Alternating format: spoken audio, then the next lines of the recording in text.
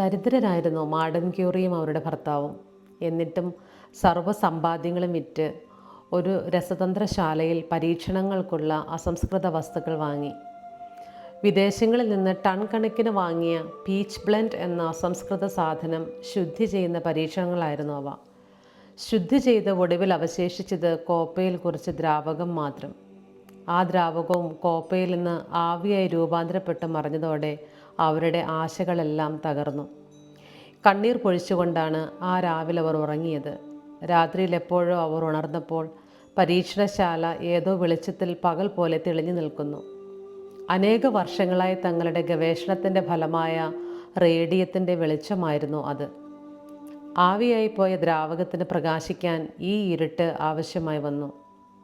ജീവിതത്തിലും അപ്രതീക്ഷിതമായി എത്തുന്ന ചില ഇരുട്ടുകൾ മനസ്സിനെ വല്ലാതെ മടുപ്പിക്കരുത്.